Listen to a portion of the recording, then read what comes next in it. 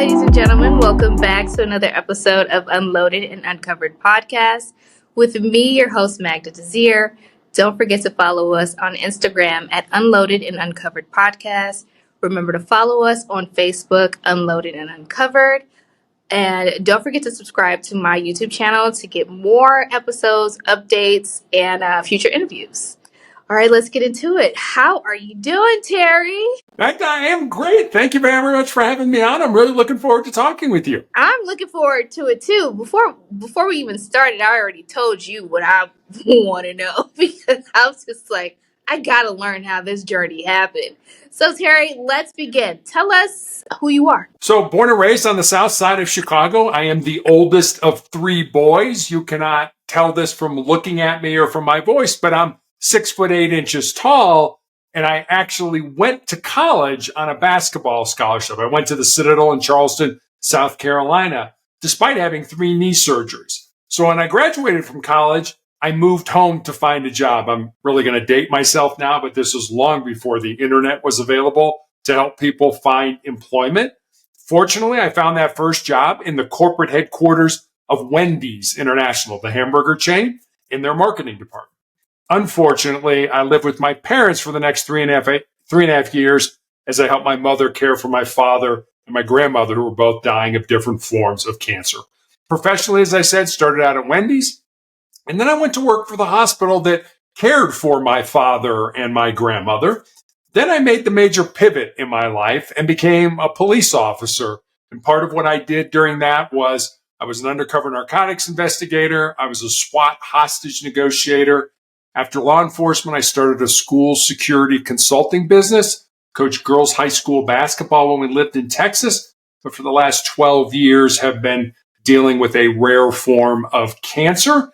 And then I guess just finally, my wife and I have been married for almost 31 years. We have one child, a daughter, who's a graduate of the United States Air Force Academy and is an officer in the new branch of the military, the Space Force. Wow, that was a lot in like 30 seconds. That was a lot. Well, first of all, you were Chicagoan, so that's all I care about. We already That's right. We're good. We got the connection, right? Yeah, we're good. We're good. You're a Chicagoan. That's all I care about. We can move on. We can end it right now. No, I'm just kidding. But what a life. What a life. I know you said you're one of 3. So how was life like for Terry at a young age? It was great. I mean, all my brothers and my youngest brother was a pitcher for the University of Notre Dame's baseball team. My middle brother was an NCAA Division II All-American at Lewis University in Joliet and was actually drafted by the Cleveland Cavaliers in the National Basketball Association. So I'm 6'8", my youngest brother's 6'7", my middle brother's 6'6", and my dad was 6'5". So we used to joke that if you sat behind us, our family in church growing up, not a prayer's chance you were going to see anything that was going on, in the front of the church. But our 5'8" mother was really the boss. It didn't matter how big, tall, strong we were. Whatever mom said, that's the way it went. And my parents really taught us the value of family, of loving each other, of caring for each other, of supporting each other. And they used to do what I call divide and conquer parenting, where I would have a game on Thursday night at 5:00 at this location, but my brother would have a practice at a different location at the exact same time. So dad was going with me and mom was going with my brother. And our life really revolved around sports. I mean, we all played football, baseball, and basketball. We kind of specialized as we got older, but athletics was really a huge part of our lives growing up. Oh, that's nice. That's real nice. I see the family dynamic. So okay, so you bonded over athletics. What else did you guys bond over? Like beating each other up. I mean, we did. I mean, we were constantly competitive with each other. My youngest brother is 6 years younger than I am. And so my middle brother and I would play 2-on-2 with my dad and my little brother. My little brother's name is Brian, but we always used to joke with him that he thought his name was Spalding because he would never get a shot up without us rejecting it and that ball coming back and hit him in the face. And the last thing he saw before that ball did hit him in the face was the word Spalding on it. So we figured eventually he was going to figure out his name was Spalding and not Brian. But we were so glad that our parents had that third child so we could go 2-on-2. So That's funny. That's funny. That's cute. Oh my goodness. So how was it like being an NCAA Division One basketball player? it was a dream come true for me. Okay. It was never anything I expected in high school. I had 3 knee surgeries in high school, so I never expected to go to the next level, not alone to be able to play at the Division One level. My senior year in college, I was lucky enough to play against Michael Jordan in North Carolina. There was a tournament. They called it the North-South doubleheader. They took 2 teams from North Carolina, which were North Carolina and North Carolina State, and 2 teams from South Carolina, which were my small school, the Citadel, and Furman University. And we played in the Charlotte Coliseum. And because we were both in the same conferences, we played North Carolina and North Carolina State, and Furman played North Carolina and North Carolina State. We didn't play each other. So on Friday night, I got to play against Michael Jordan and North Carolina, who, and I'm really going to date myself again, 1982, they were the national champions. They won the NCAA March Madness tournament. And then the following night, we played against Jim Valvano and North Carolina State, who the following year in 1983, they won the national championship. So unbeknownst to us, in the course of one weekend, we were able to play against 2 national championship teams. And then finally, my younger brother, Brian, who was a basketball coach, he was a basketball coach at Loyola Academy, and he coached Michael Jordan's 2 sons. And he tells the story. He said, one day I'm at practice and I am teaching the players a drill, and it's toward the end of practice, and I look up and nobody's paying attention to me. So I look where the players are looking, and it was at the door to the gym, and Jordan had come into the gym as a dad to pick up his kids and take them home. And my brother looked at him and said, "Hey, Michael, you're a little bit of a distraction. Would you mind stepping out in the hall until practice is over?" And Jordan and his wife were incredibly gracious people. They were like, "Yeah," he was like, "Sure, coach. I'm sorry. I didn't mean to interrupt. I'll wait outside with the other parents." And my brother thought later, "Gee, I'm probably the only coach in the history of basketball that's ever kicked Michael Jordan out of practice." So Cute. That is cute. I forgot they did go to Loyola. I completely forgot about that. My goodness. Well, first of all, I wasn't born at the time you were playing basketball, so I know you weren't. start there. I wasn't born, but to hear like you playing with the greats at the beginning of their career, it's like wow. And it was Jordan's freshman year. I mean, everybody asked me, was he the Michael Jordan? No, he wasn't. James Worthy was their really star player. Jordan was just a freshman at the time. He would go on that in the national championship to hit that shot from the corner that would propel them to the victory. But it was James Worthy that everybody was focused on. Nobody knew who Michael Jordan was at that time, but it was just so, I mean, for me to look back on that time in my life and think, boy, what an opportunity I had. How grateful I am to have that opportunity to play against that level of competition and those players when, like I said, in high school after those knee surgeries, I never expected to get to college. Yeah. So which one is better, college ball or professional ball? I think college ball is better. I mean, you don't play as many games. I've heard so many professional basketball players say, the real playing starts when the playoffs start.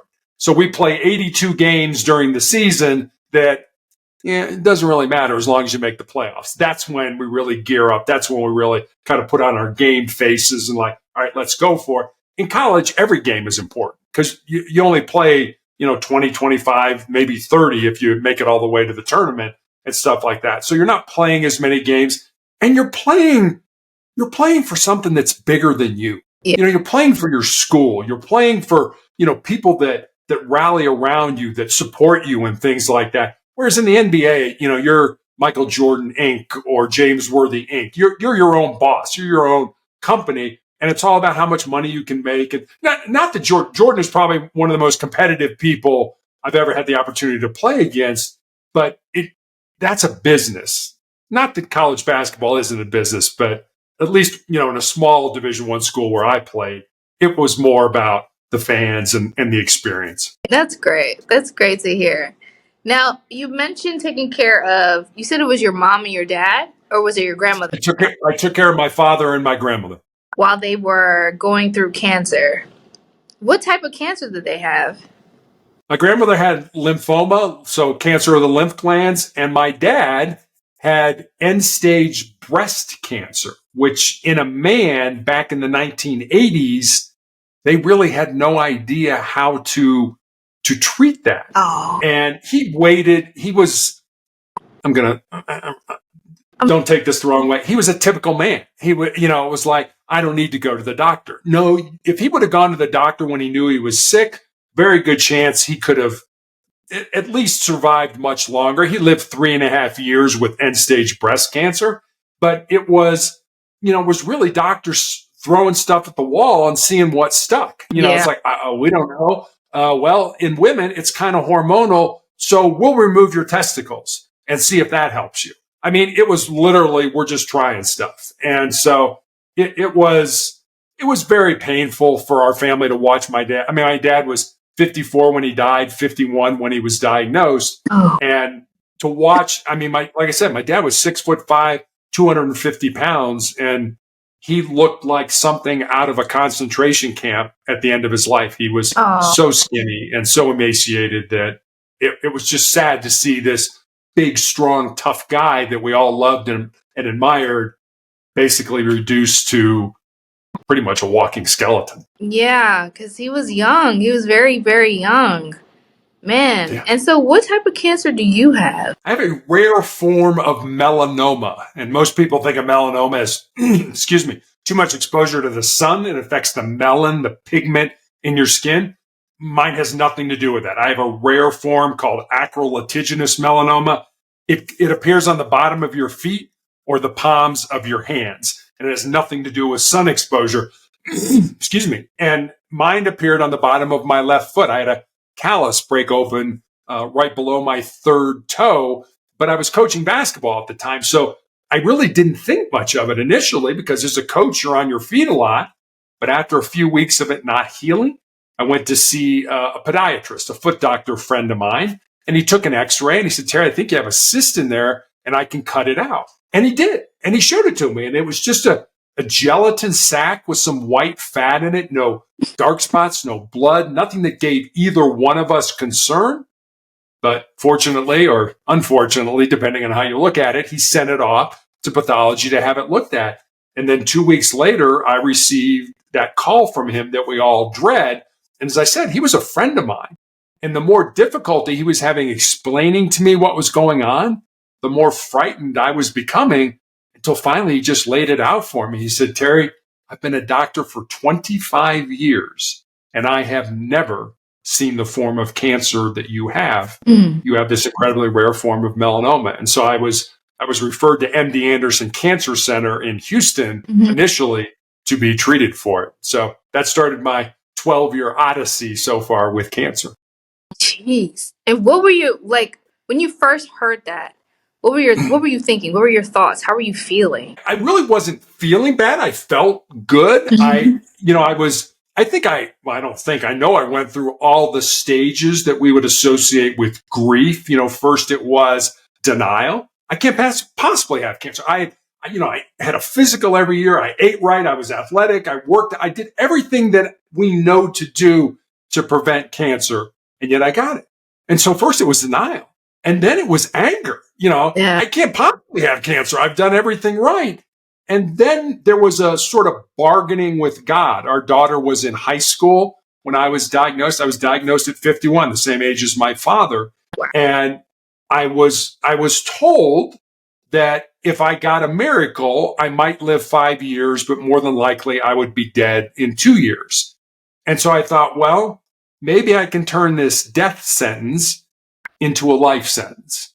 And so, like I said, bargaining with God. And then I got to a point absolutely where I got down, where I felt, this sucks for lack of a better term. But then I got to a point where, well, I'm going to have to embrace the suck. I don't like these cards that I've been dealt, but I'm going to have to play them to the best of my ability. And so I agreed to do that. Like I said, there was nothing they offered me. So they put me on this drug called interferon, where I took a weekly interferon injection just to try to, as my oncologist used to say, kick the can down the road. We're just trying to buy you as much time as possible. The side effects of the interferon was that I had severe flu-like symptoms for 2 to 3 days every week after each injection. And I took those weekly injections for almost 5 years. So imagine having the flu every week for 5 years. Yeah. And like I said, it wasn't a cure.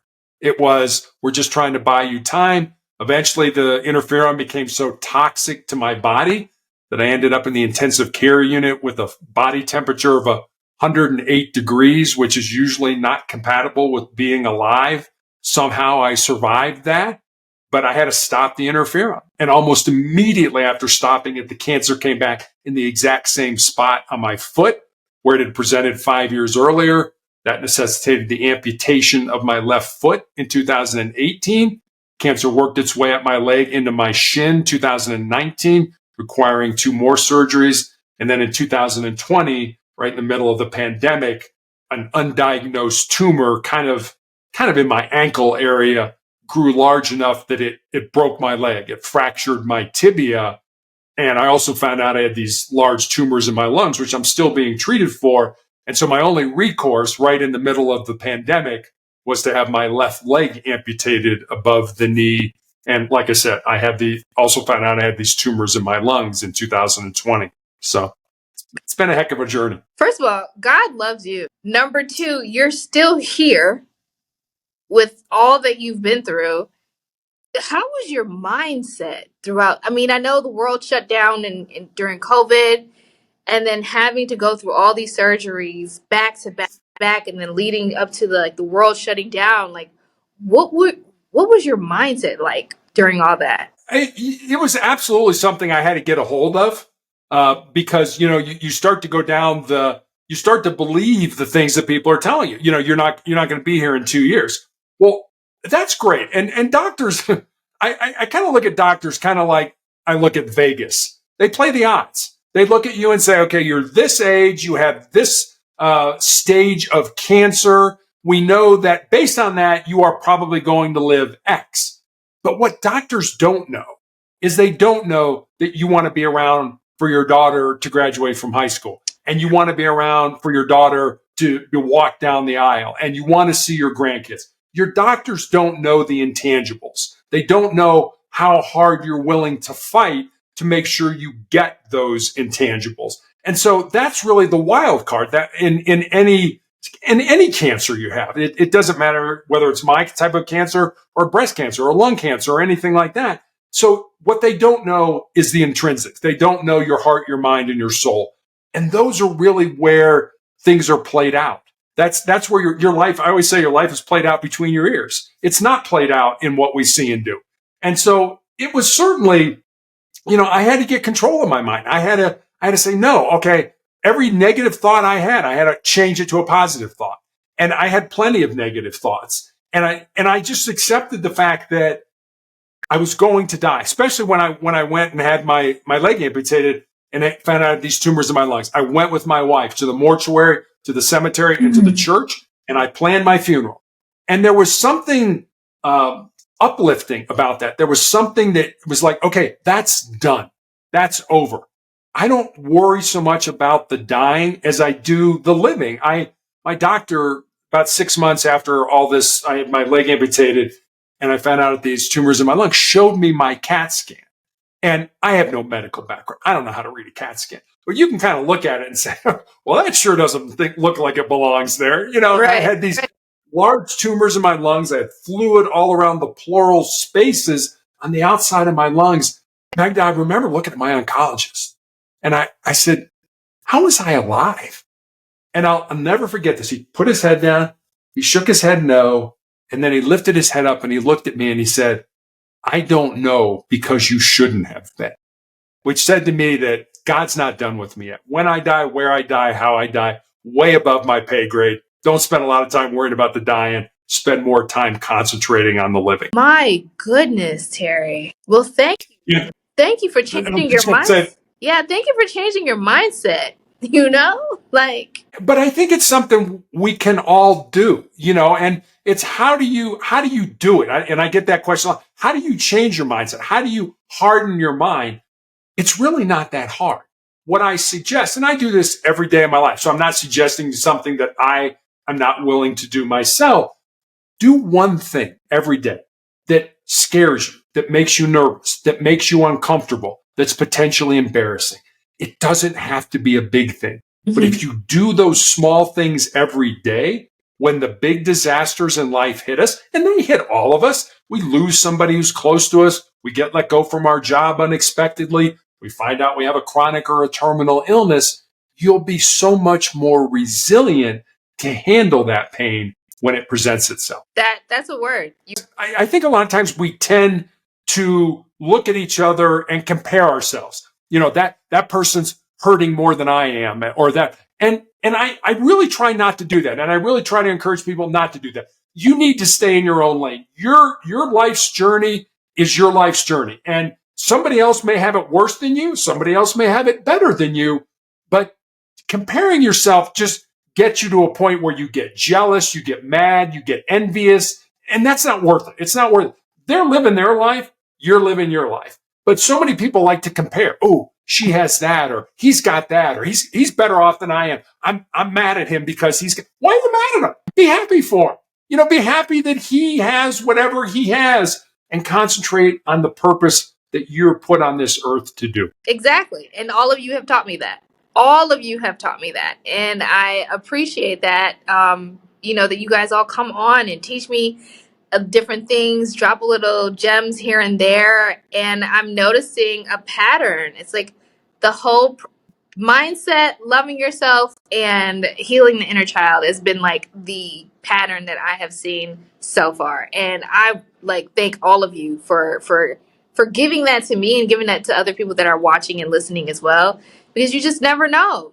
Just by looking at somebody, you can't judge a book by its cover, and just by looking at you, I would never know. When you literally, I'm trying to hold back tears so I don't cry because of what you've been through, and I don't want to sit up here and be like, oh my god, oh dear. I don't want to do it, so I'm just like, hold it in a little bit. But it's the grace that, you know what I'm saying, that you have, the excuse my French, but I don't give a fuck attitude. I'm gonna live I'm gonna live until my last breath. Like, it's amazing how you just said, you switched your mindset. I was like, you know what? This is happening, but Terry's gonna live. And Terry's gonna live for Terry. And Terry's gonna live to see whatever he wants to see until God calls me home. I love it. Exactly. I love it. I mean, I think cancer's taught me a lot, but it's taught me two primary things. One, I don't think you really know yourself until you've been tested by some form of adversity in your life. And secondly, and I know this is going to sound kind of weird, but cancer has made me a better human being. I was a person that, I was an athlete. I was a police officer. I did physical things in my life. So what do you do? How do you balance that? Okay, now you can't do that now. You have one leg, you're in a wheelchair and things like that. And my response to that question is, when you can't do what you're good at, you do what's important. And I've just spent whatever years I've been dealing with this, doing what's important. And how much money you make, how important you are, how influential you are, none of that matters. None of that matters at all, because you can't take it with you.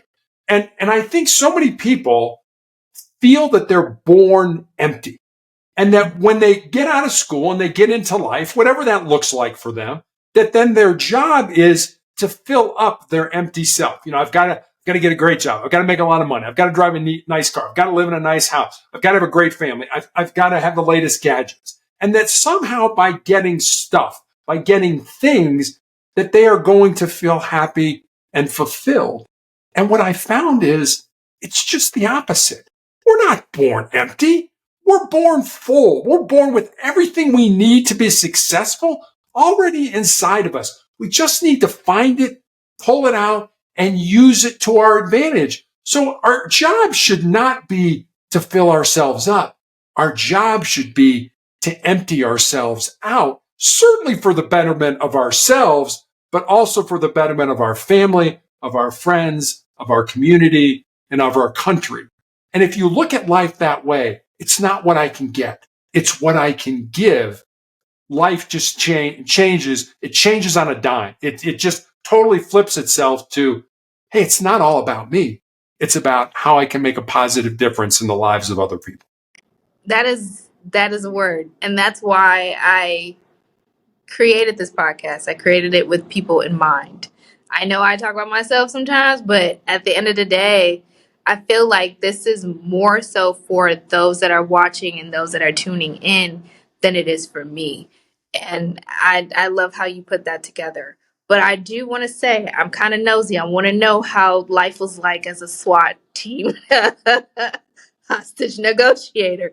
Like I just want to know, like, how did that work? I know you have stories, but I'm intrigued. I watched the show SWAT. I don't know if it's like that. I highly doubt it. And then I watched Blacklist.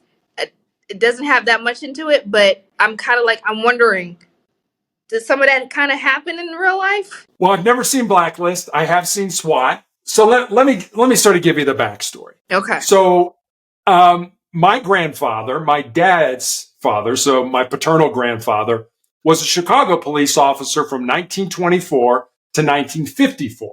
So he was in Chicago during Prohibition, when alcohol was outlawed in the United States, during the Great Depression, the late 1920s, early 1930s, and when the gangs, Al Capone and those guys, were shooting up the town.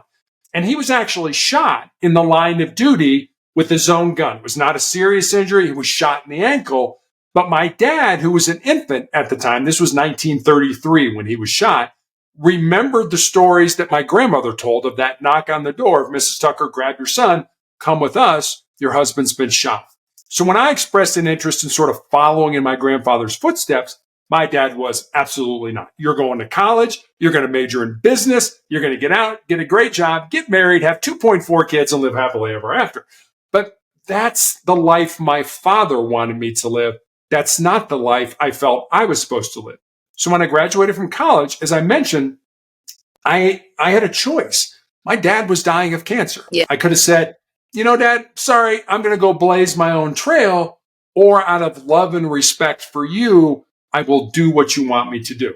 So that's what I did. I ended up going into business. My first 2 jobs were in business. And I sort of joke. I did what every good son did. I waited till my father passed away, and then I followed my own dreams. And so I was a 37-year-old rookie police officer, which by most accounts is pretty late to be getting into that line of work.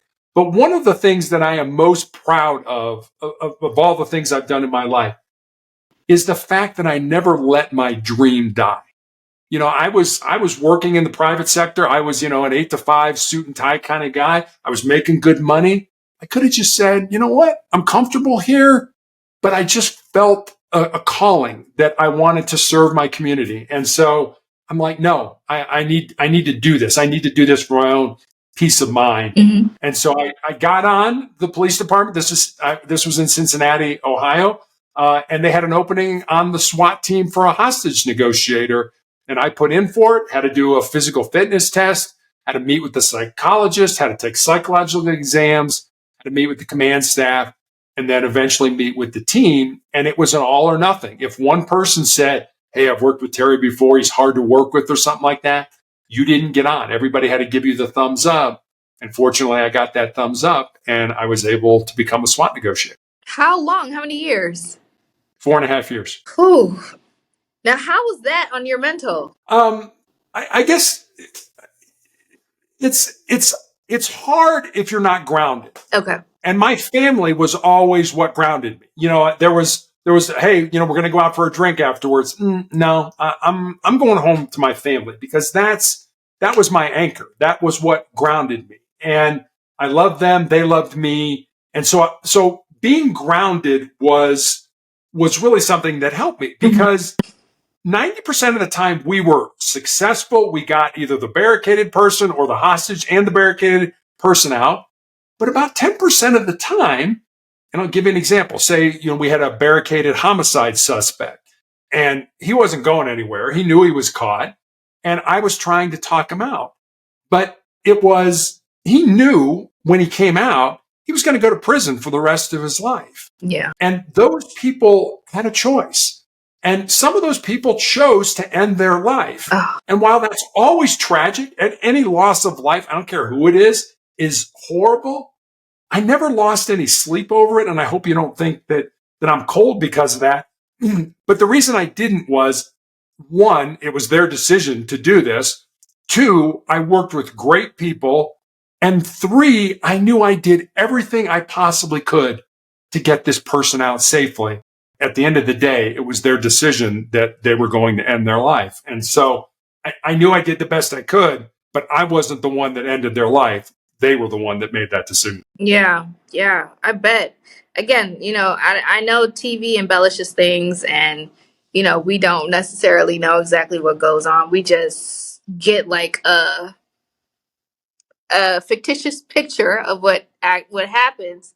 So it's like it's interesting to meet someone who actually did that as a job, and then learn how to try to get people out safely no matter what the situation was. So I'm sure there might have been, I know you said that your family was the one that grounded you, but I'm sure there might have been some moments where you're like, damn, I wish it didn't turn out that way. Or dang, I wish I had said this versus that. So man, thank you for your service, and You're welcome. and successfully getting a lot of, how would I say this, victims in safe places, whether they were the one who initiated it or didn't. I appreciate and thank you for your service. And yeah, that's a lot, man. Terry, you went through a lot in life.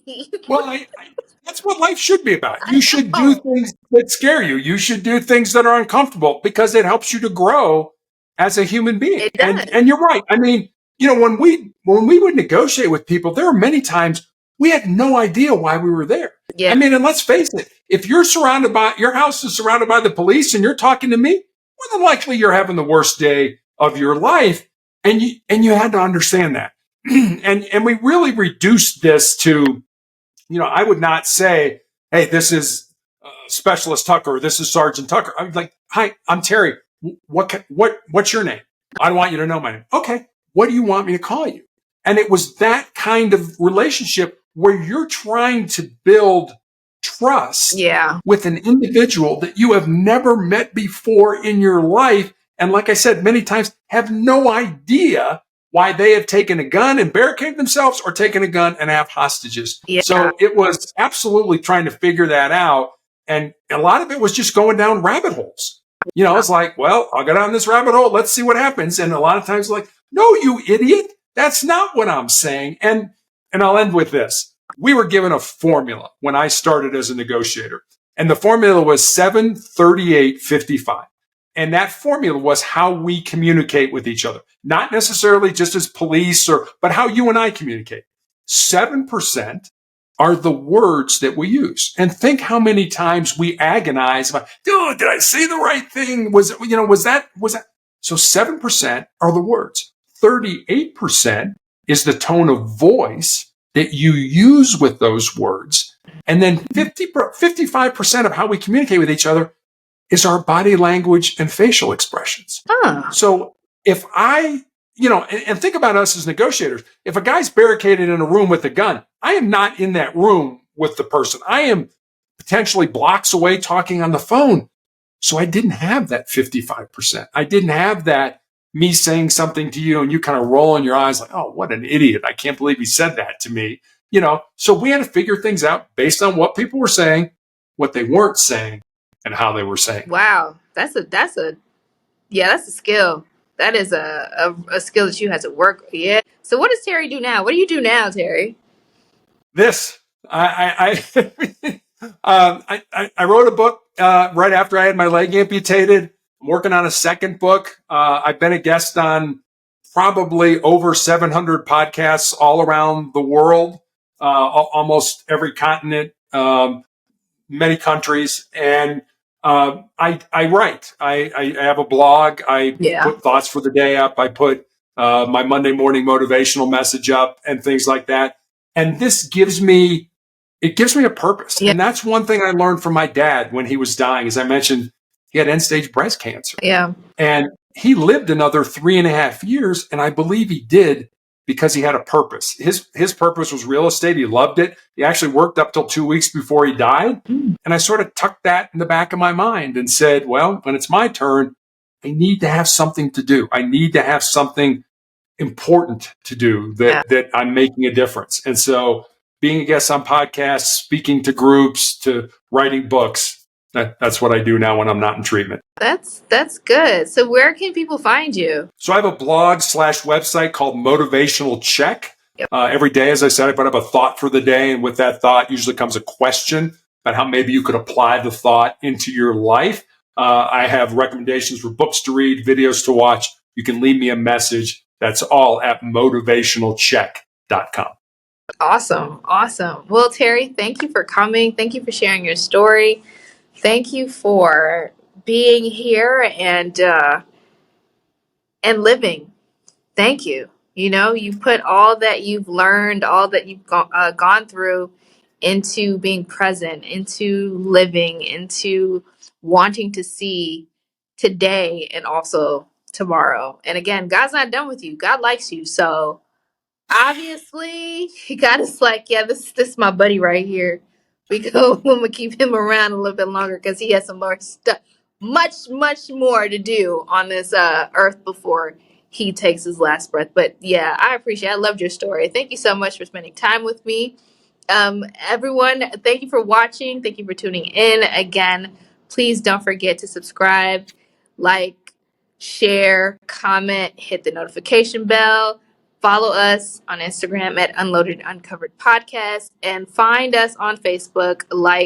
Follow the page Unloaded and Uncovered. Until next time, ladies and gentlemen, I will see you next week. Take care.